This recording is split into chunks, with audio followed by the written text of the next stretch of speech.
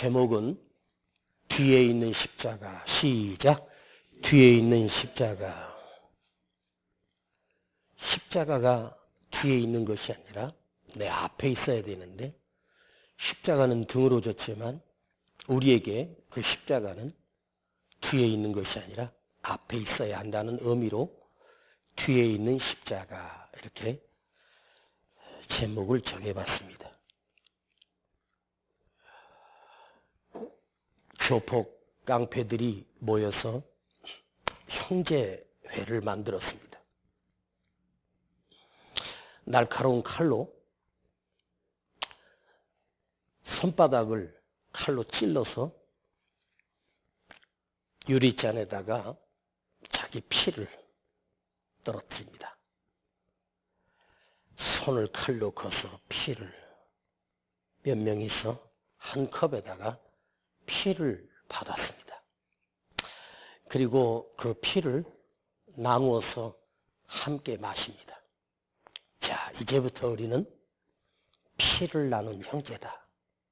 그리고 깡패들이 내 피와 친구들의 피를 함께 마시고 우린 영원히 형제다. 피를 나눈 형제다. 영화 끝장면쯤 가면 형제를 나눈, 피를 나눈 형제들이 서로 칼로 찌르고 총으로 쏴 죽이고 피비린내 나는 전쟁으로 그 영화는 막을 내립니다. 정치가들도 어떤 정치를 도모하기 위해서 형제를 만들어요. 그리고 나이가 한 살이라도 어리면 형님으로, 동생으로, 그리고 우리 끝까지 함께하는 동지다. 목사 세계에서도 특별히 부흥사들 세계에 보면 형제회가 있습니다. 우리나라의 대형교회 부흥 강사들은 그 교회 수준에 맞게 형제 목사회가 다 있습니다. 저도 모임에 참석했더니 우리 형제를 만들자고 그러더라고요. 아무 대답도 안 했습니다. 제가 그때 젊었을 때인데 목사들이 함께 형제가 돼서 서로 같이 목회에 도움이 되고 부흥에도 서로 소개해주고 뭐 그러자 하고 형제를 만듭니다. 제가 그때 대답도 안 했지만, 가입도 안 했지만, 문제는 뭐였냐면 사람이 뭔가 같은 일을 도모하기 위해서 피를 나는 형제회를 만들고 해도 내가 배 안에서 10달을 키우고 그 산통과 피를 흘리며 자식을 낳아서 키워본들 내 피를 타고났지만 DNA 검사하고 유전자 검사해서 99.999% 내 자식이고 내 부모라고 해도 진짜 피를 나누고 진짜 핏줄을 받아도 그 자식이 부모를 돌아나 봅니까? 그렇게 진통을 겪고 낳아서 키운 엄마는 그 자식을 끝까지 놓을 수 없지만 자식은 아닙니다. 목사 세계 속에서 형제를 만들어서 우리 영원히 변함없이 끝까지 가자. 여러분, 사람과 사람 사이에서 끝까지 갈 사람이 어디 있겠습니까? 인간은 끝까지 갈 수가 없습니다. 자, 제자들이 예수님을 만나고 주님의 그 기적의 현장에, 능력의 현장에서 그 능력을 행하시고 엄청난 기적을 행하시고 죽은 나사로가 살아나오는 기적을 보았던 그 제자들, 그래, 내가 주님을 만나 예수님과 영원히 함께할 것이고 내가 죽어도 주님을 떠나지 않고 주님을 대신해서 내가 죽는 곳까지 갈 수 있다. 결단하고 각오했던 베드로, 시몬 베드로, 주님과 그 좋은 시간들을, 그 능력과 그 엄청난 기적을 내 눈으로 보았고 경험했습니다. 보리떡 5개, 물고기 2마리 나눠줄 때 얼마나 신났겠습니까? 그런데 늘 영원히 함께 할 것 같은 내 주님이 이제 가셔야 합니다. 영원히 주님과 함께 할 것이라고 약속하고 다짐하고, 수제자인 베드로가 뭐라 그래? 다 주님을 버릴지라도 나는 죽을지언정 절대로 주님을 버리지 아니하겠나이다. 그때 주님의 목전에서 베드로가 예수님, 내가 예수님을 위해서 내가 내 목숨을 걸겠습니다. 내 생명을 내놓겠습니다. 나는 죽어도 주님을 버리지 않겠습니다. 자, 그 순간 베드로가 주님 앞에 고백했던 그 고백은 그냥 거짓 영웅심에 어떤 한낱 들떠서 외치는 소리가 아니라 그것은 베드로의 진심이었고 그 마음은 진실이었습니다. 예수를 위해 목숨을 버리겠다고 호언장담했던 베드로의 그 마음은 진심이었습니다. 진짜였습니다. 그런데 그렇게 고백했던 베드로가 십자가 현장, 아니 가야바 뜰 앞에서 예수님을 모른다고 3번을 넘게 3번을 부인하고 마지막 3번째는 저주를 퍼부으면서 나는 죽어도 예수를 모른다고 이렇게 갑자기 돌변하는 베드로의 모습. 잘 봐요. 베드로 입장에서 내 주님은 하나님이신데 하나님이 과연 저 힘없는 자들에게 이렇게 힘없이 끌려가고 매를 맞고 주먹으로 얻어터지고 신문을 받을 거라고 누가 생각했겠습니까?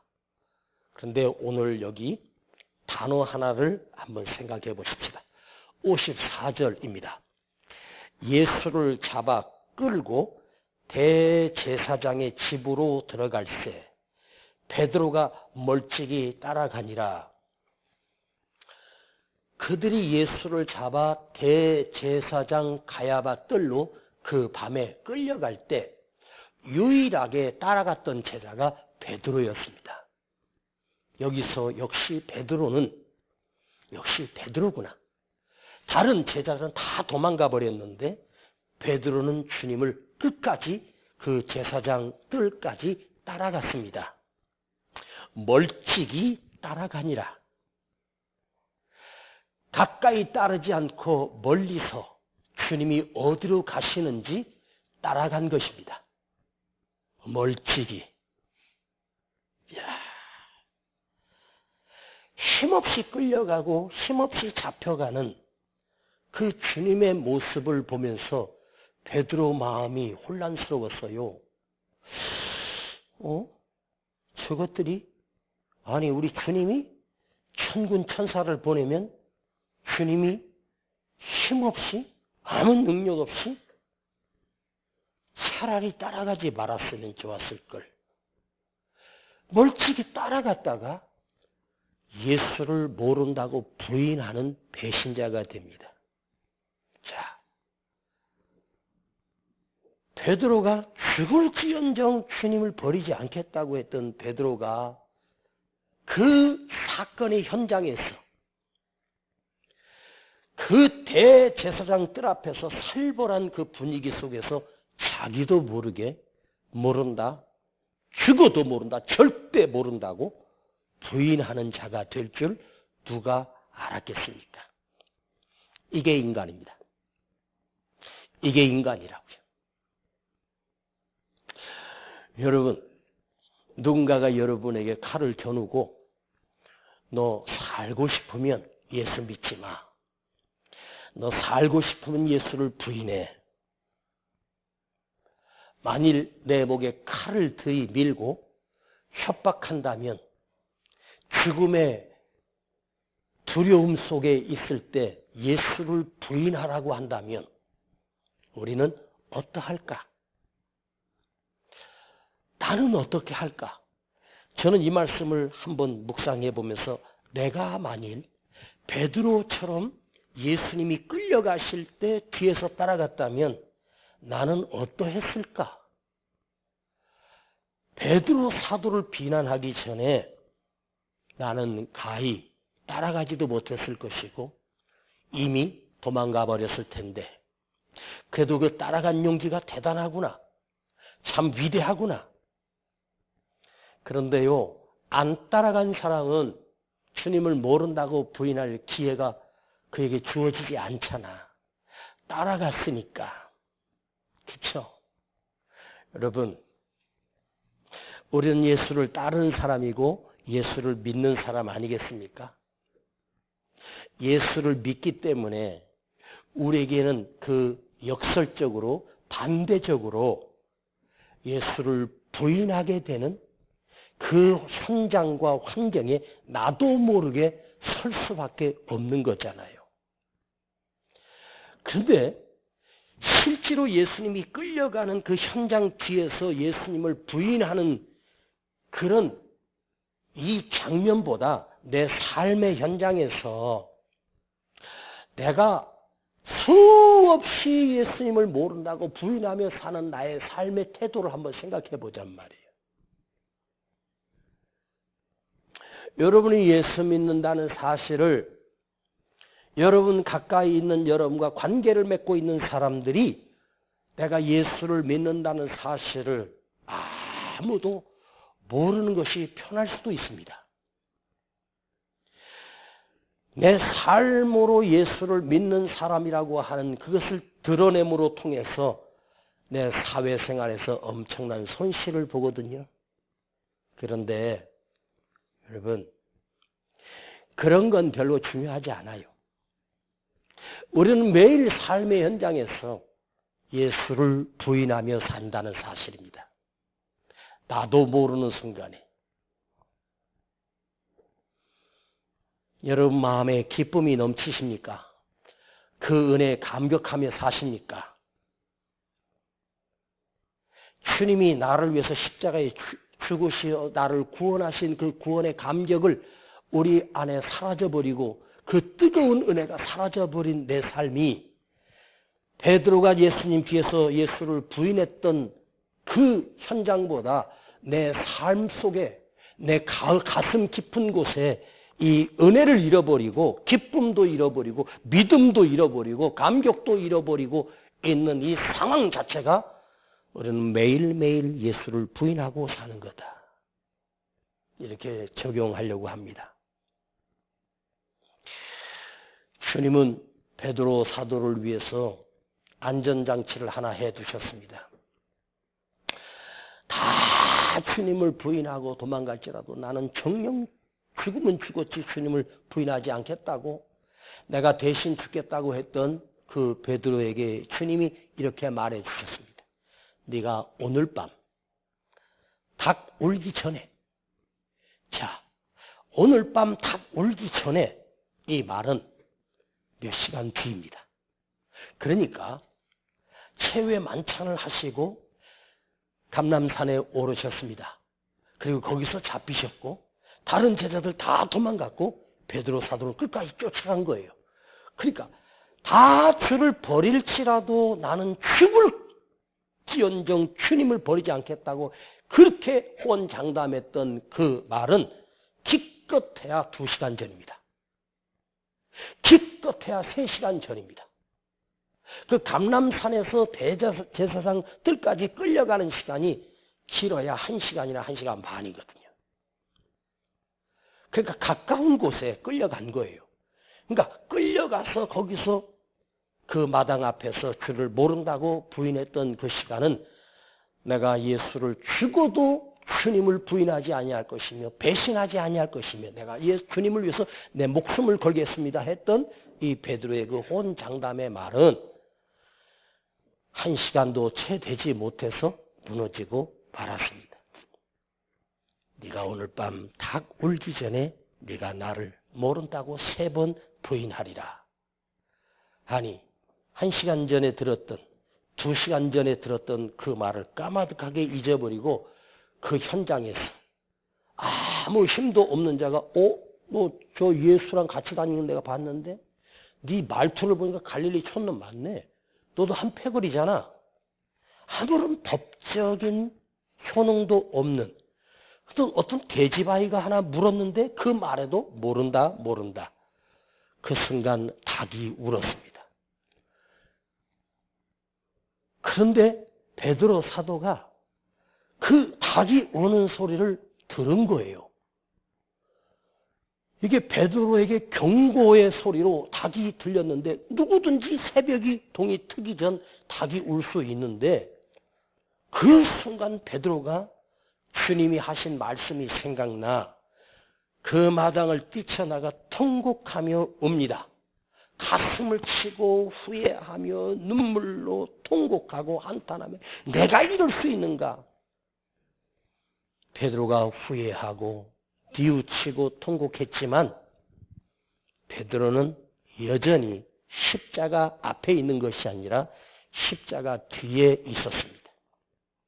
십자가를 피하고 도망가 버린 것입니다. 여러분은 베드로처럼 후회도 하고 깨닫기도 하고 회개하기도 하고 이렇게 살면 안 되는데 그런데 우리 삶에 십자가는 언제나 뒤에 있습니다. 십자가는 내 앞에 있어야 되는데 아파하지만 힘들어하지만 여전히 십자가는 내 뒤에 있습니다. 나와 상관없고 예수님이 여전히 지금도 십자가 지든 말든 나는 십자가를 뒤로 한 채 살아갑니다. 마음은 원이로되 육신이 약하도다. 마음은 그런데 육신이 약하다. 주님 내 마음 아시죠? 저도 주님 사랑하는 거 아시죠? 오늘 내 마음 아시죠? 네, 잘 들어봐요. 주님이 소아시아 7교회를 향하여 공통적으로 하셨던 말씀입니다. 내가 네 마음을 아노니라고 하지 않고 내가 네 행위를 아노니 네 삶을 아니 네가 어떻게 살아가는지를 내가 안다. 주님이. 여러분 마음은 생각은 주님을 사랑하는데 주님이 내 마음만 받으시옵소서. 그래요. 주님이 내 마음 받아요. 내 생각도 받아요. 마음은 있어. 그런데 내가 이런 마음을 가지고 있으니까 주님이 나를 사랑하시고 이런 마음을 가지고 있으니까 내가 믿음이 좋을 거라고 착각합니다. 주님은 네 행위를 아노니 내가 네 삶을 아노니 여러분 내가 좋은 생각하고 있으면 좋은 사람인 줄 아세요? 좋은 생각 가지고 있는 사람이요 좋은 사람이 아니에요. 좋은 삶을 살아야 좋은 사람인 거예요. 응? 내가 주여 믿습니다. 침튀기 한다고 해서 믿어지는 게 아니라고. 내가 다른 사람보다 더 큰 생각을, 큰 계획을 가지고 있다고 해서 그 사람이 큰 사람이 아니에요. 맨날 생각만 꿈속에서 허우적거리고 좋은 생각? 좋은 사람이 아니에요. 엊그저께 강남에서 어떤 여자를 납치해가지고 죽여왔는데 어디서 발견됐다고 또 뉴스 나오대요. 왜 사람을 납치해가지고 그렇게 비참하게 살인을 하는지. 여러분, 인간이 무서운 거예요. 응? 어제 우리 집사람이 교회에서 이제 혼자 쩔뚝쩔뚝하면서 이제 걸어가는데 요 횡단보도에서 누가 뒤에서 어떤 남자가 자기를 째려보고 가만히 있더래요. 얼마나 무서운지. 그래서 내가 그랬어.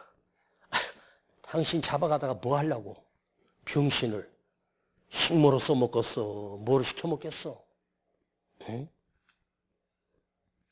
나니까 데리고 살지. 그러고 웃었어요. 제가 왜 이 이야기를 하냐면 쓸모없는 나를 주님이 뭐가 필요하셨어? 내가 뭐라고 나 같은 것을 위해서 그 저주의 십자가를 지셨는가 한번 생각해 봤습니다. 오늘에 와서 한번 생각해 봤어요. 저도 주님 사랑하는 마음이 있거든요. 선한 생각도 있고요. 깊은 마음도 있고요. 선을 베풀려고 애를 쓰고 선하게 살려고 노력합니다. 그런데 내가 그 생각이 있다고 선한 자가 아닙니다. 좋은 생각을 냈다고 해서 내가 좋은 사람이 아니에요. 삶이 따라가지 아니하면, 삶이 받쳐주지 아니하면, 생활이 받쳐주지 아니하면 여전히 베드로는 배신자였습니다. 닭 소리를 듣고 그는 통곡하며 가슴을 치며 울었습니다. 눈물도 흘렸습니다. 베드로의 마음은 진심이었습니다. 그러나 그는 예수님 십자가 앞에 나가지 못하고 도망자로 살았습니다. 아십니까? 주님은 물에 빠진 사람을 다 구해주시는 것이 아닙니다. 손을 내미는 자에게 주님의 손을 내밀어 주시는 거예요. 주님은 이 땅에 그 누구든지 예수를 믿기만 하면 구원받게 되는 길을 열어놓으셨습니다. 그러나 세상 사람들은 죽어가면서도 주님을 향해서 손을 내밀지 않아요. 나 좀 구해주세요. 난 주님이 아니면 안 돼요. 십자가가 아니면 나는 살 수가 없어요. 하는 자에게만 그 십자가의 구원이 이루어지고 완성되는 것이지 주님과 아무 상관없이 그냥 죽어가는 인생은 아무 의미가 없어요. 오늘 여러분이 여기 앉아있다고 나는 다 구원받았다고 확신하지 마세요.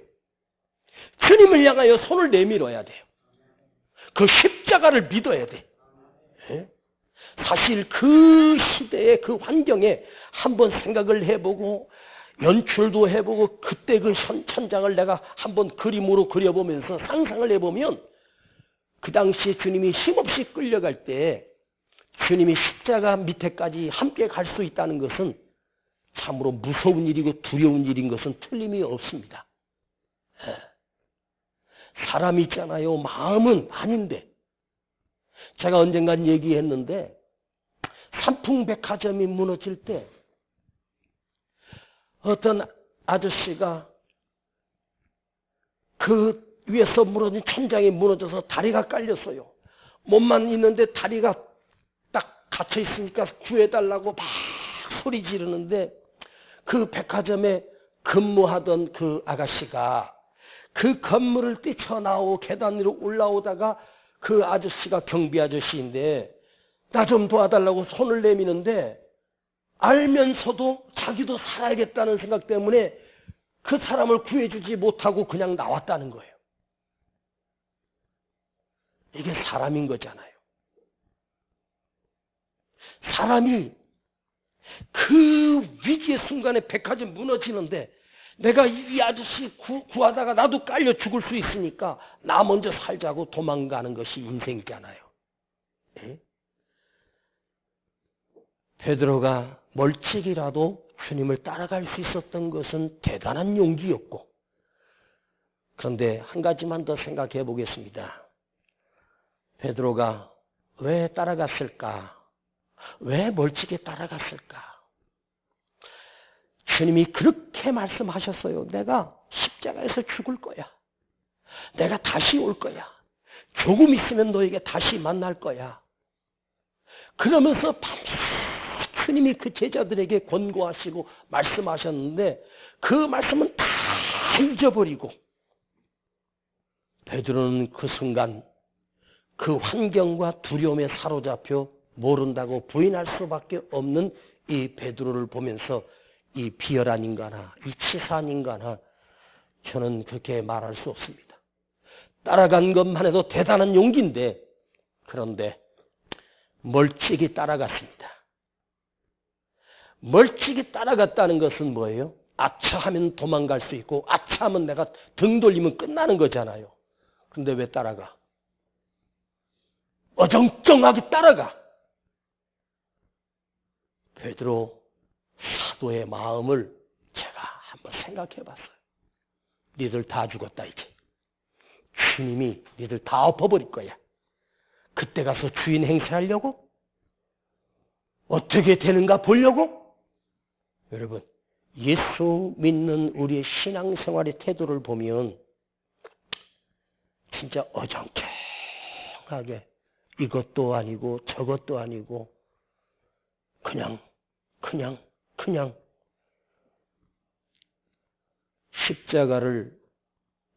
십자가 설교를 준비하면서 제가 예전에 몰랐던 것을 많이 깨닫게 되었습니다. 이번 한 주간 동안 다음 주 고난 집회에 십자가를 묵상하면서 한번 생각해 봤어요.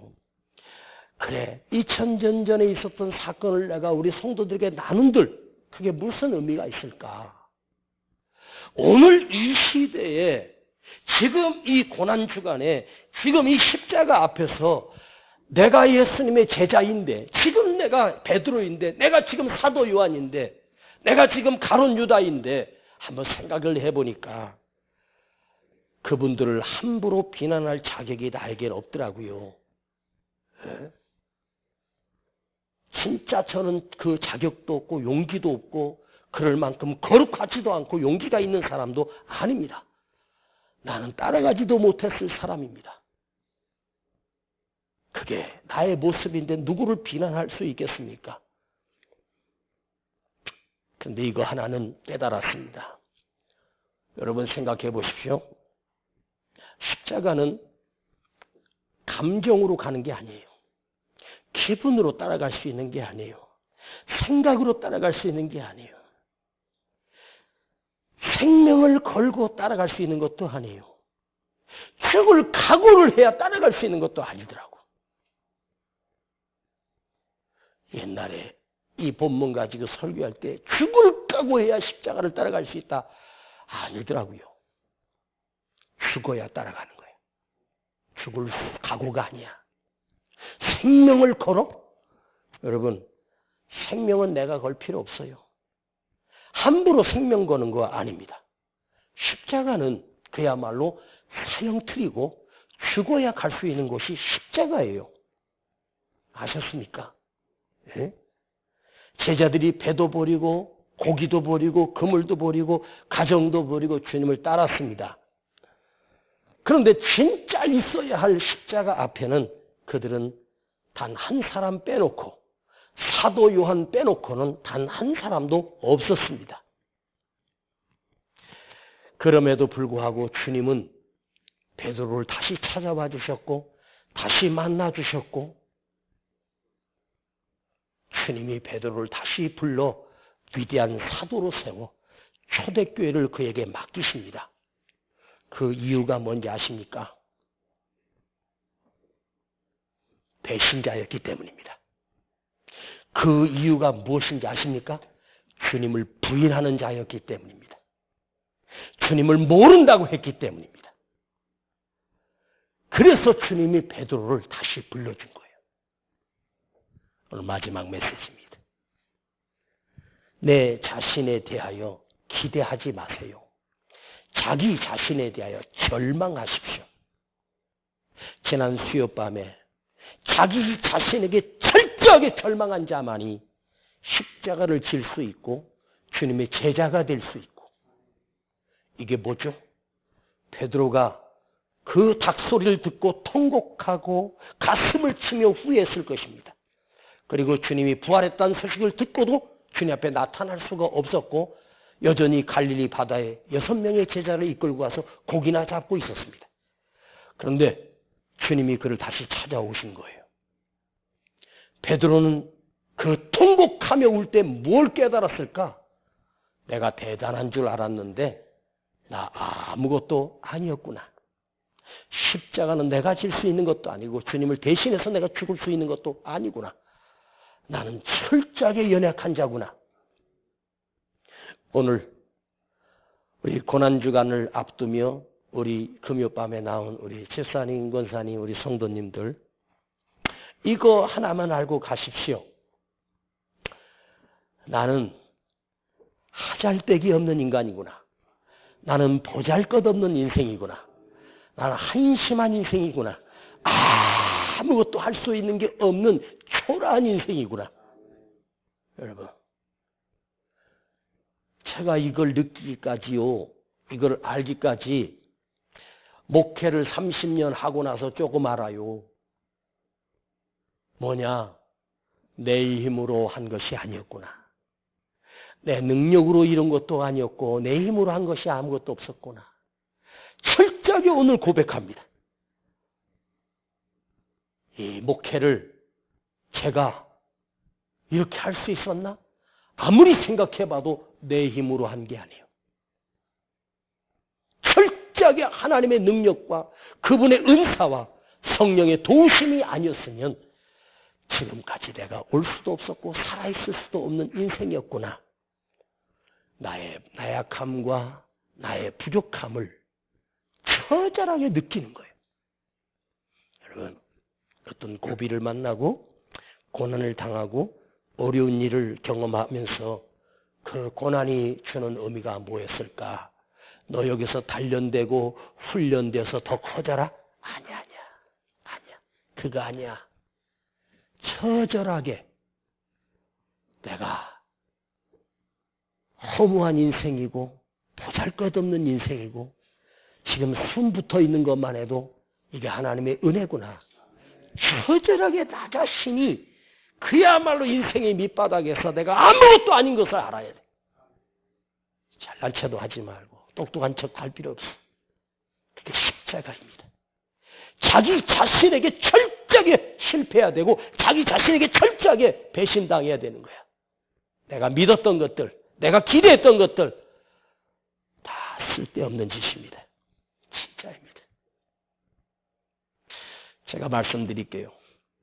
여러분 며칠 뒤에 병상에 눕든지 사고든지 몸에 에너지심이 다 빠져서 침대나 어디에 누워서 그것도 자식들 다 불러놓고 유언하면 그 사람 축복입니다.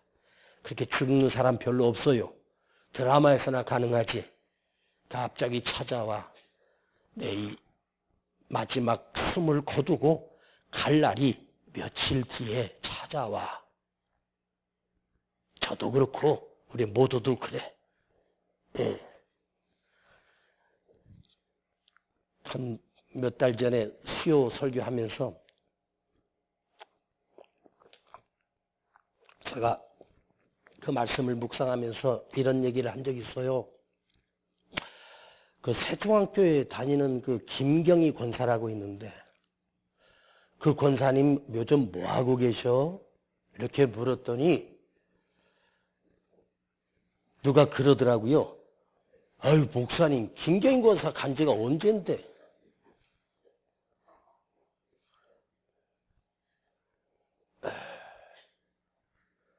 야 양수현 집사 엄마 돌아가셨잖아. 그지? 엄마 지난번에 돌아가셨지? 그래.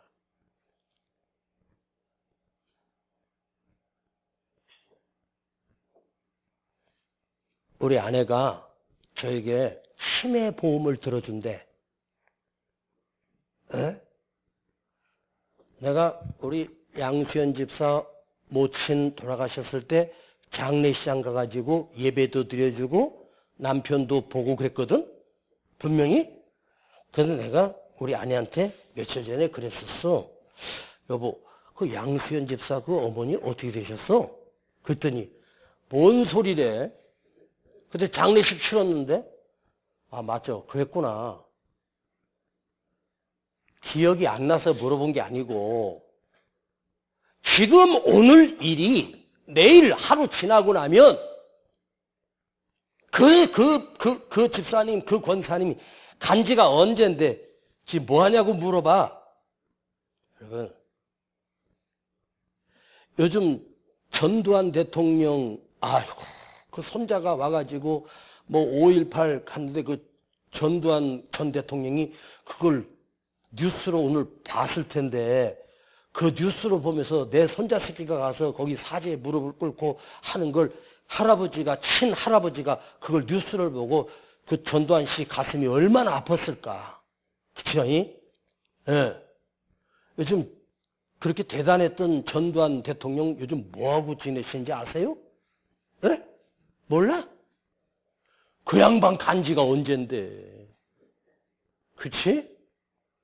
봐봐요. 제가 왜 이야기를 하냐면 쿠데타를 일으켜서 군대를 장악하고 정보, 안보부를 장악하고 정보기관 다 장악해가지고 권력을 쥐었습니다. 그 양반이 대한민국을 통치한 게 거의 8년, 10년입니다. 대단했습니다. 군대를 동원해서 정치가들 다 쓸어버리고 그 자리에 앉는다는 게 쉬운 게 아니에요. 탱크로 막 밀고요. 그 기세가 얼마나 대단했겠습니까? 그 당시에 전두환 씨가 별 하나 쓰였습니다. 지 맘대로 2개 달고 좀 이따 지 맘대로 3개 달고 좀 이따 4개 달고 그 정도로 막강한 힘이 있었어. 그런데 얼마 전에 광주에 무슨 재판 받으러 가는데 집에서 나오는 카메라를 보니까 완전히 늙어 쭈그러진 할아버지 전두환 씨가 나오는데 아이고 아직 치매는 안 걸렸을까? 그 양반? 죽은 지가 언젠데. 여러분 남의 이야기가 아니라 내 이야기가 된다는 사실이에요. 그러면 어떻게 해야 될까? 내일 모레면 나도 한 줌의 가루가 돼서 산에 뿌려지든지 항아리 속에 들어가 있든지 그건 살아있는 게 아니잖아. 그게 뭐예요? 거기에 무슨 생명이 있어? 불에 태운 그 유골 갈아가지고 있는데 거기에 무슨 생명이 있어? 그런데 우리는 그렇게 사라질 인생이고 곧 끝날 게 우리 생명이잖아. 잘난 체가 하나도 없어. 그것도 몇백 년 뒤에가 아니라 얼마 지나지 않으면 나도 이 세상에 고인이 된다는 거지. 여러분 이름에 고자가 붙을 날이 얼마 안 남았어. 저도 마찬가지예요. 그러면 어떻게 해야 돼요? 지금 주님이 그 가야바 뜰에서 신문을 받으시고 엉터리 재판을 받고 빌라도에게 끌려가서 십자가를 치고 골고다 언덕에서 죽으셔요. 몇 시간 걸리지 않았습니다. 그런데 그 뒤에서 따라간 베드로, 나는 저를 모른다고 부인했던 그 베드로, 지금 주님이 누구를 위해서 끌려가셨고 누구 때문에 그곳에 잡혀가셨습니까? 바로 베드로를 살리시기 위하여입니다. 예수님이 거기서 신문 받지 아니하시고 엉터리 재판 받지 않고 거기서 채찍으로 맞지 않고 십자가를 지지 않고 죽으시지 않았으면 베드로가 따라가서 부인을 하든 배신을 하든 그게 중요한 게 아니라 베드로를 살릴 길이 없습니다. 우리를 살릴 길이 없기 때문입니다. 주님은 나를 끝까지 따라라? 나 죽는 데까지 와라? 아닙니다. 십자가 뒤에 있는 자와 십자가 앞에 있는 자라고 하는 것은 뭐냐면 내가 그 십자가를 믿어야 나의 십자가입니다. 십자가에서 죽으신 그 예수님의 희생이 나의 죄를 위하여 죽으신 십자가임을 내가 온전히 믿어야 그 십자가가 내 앞에 있는 거예요. 내가 감히 예수님의 십자가를 지고 가는 능력도 자신도 없어요. 내가 십자가 져도 아무 의미 없어요. 그 십자가는 예수님이 지셔야만 나를 살리는 십자가예요. 그러면 내 앞에 있는 십자가는 뭐예요? 오늘 여러분에게 십자가 지라고 하지 않겠습니다. 십자가 지지 마세요. 십자가는 예수님이 다 지셨으니까 그 십자가에 달려서 내 죄를 대신하여 죽으신 그 십자가를 나의 십자가로 믿으세요. 그 십자가가 나의 십자가가 되로 믿어지는 역사. 아, 주님이 십자가에 나를 대신해서 죽으셔서 이게 중요한 게 아니라고. 옛날에 고난주간에 막 눈물 흘리면서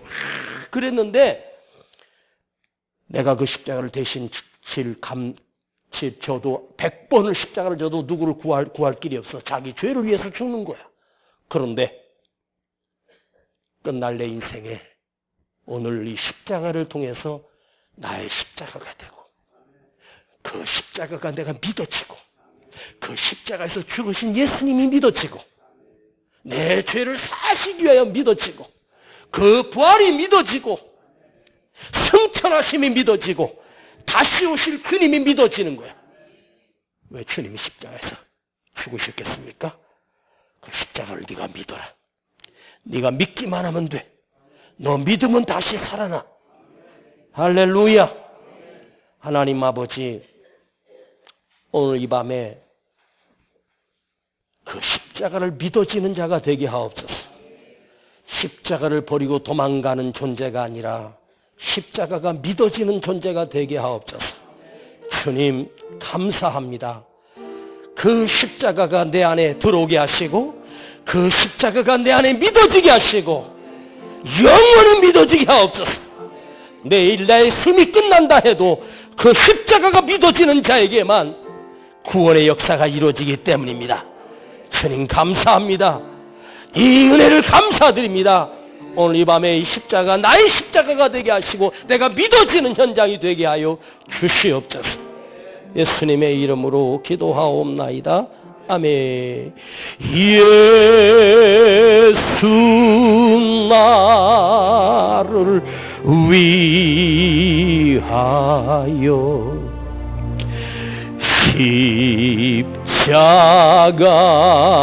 십자가를 질 때 세상 죄를 지시고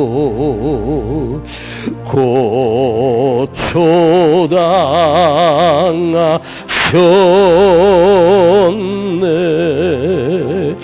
예수여 예수여 누구의 나의 죄 위하여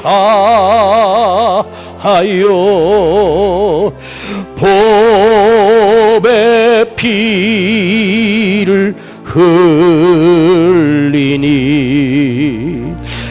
죄인 받으소서. 예수 나를 위하여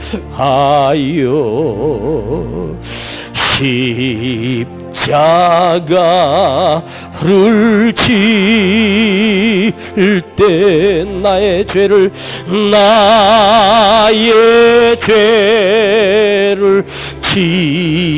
지시고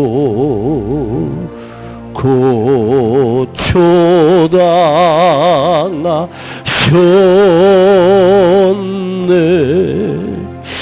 예수여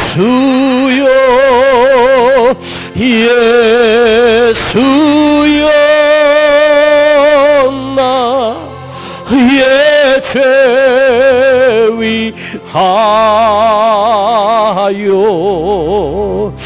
보배 피를 흘리니 죄인 받으소. 예수여 예수여 예수님 나의 죄 위하여 보배 피를 흘리니 죄인 받으소서. 이 밤에 갈보리 언덕에 못 박혀 죽으신 예수님, 십자가에 못 박혀 피를 쏟으시고 비참하게 죽으신 그 예수님, 그 십자가가 없었다면 오늘 우리가 여기 앉아있을 이유도 없습니다. 우리에게는 아무런 소망도 없습니다. 우리는 절망해야 되고 낙심해야 되고 우리에겐 심판밖에 없고 지옥밖에 없는 내가 그 십자가가 나의 십자가가 되게 하시고 내가 그 십자가가 믿어지게 하시고 주님이 그 피 흘려 죽으신 그 십자가가 내 안에 들어오게 하시고 나의 십자가가 되게 하시고 나를 구원하신 십자가가 되게 하시옵소서. 내가 이 사건이 역사적으로만 하는 것이 아니라 내 안에 믿어지는 역사가 있게 하옵소서. 내 안에 믿어지는 은혜가 있게 하옵소서. 내가 이것이 확신이 서게 하옵소서. 이게 안 믿어지면 여러분 나는 심판입니다. 나는 끝난 인생입니다. 주여 이 십자가가 나의 십자가가 되게 하옵소서. 내 앞에 있는 내 안에 있는 십자가가 되게 하옵소서. 우리 두 손 높이 들고 주여 부르고 기도합니다. 주여! 주여!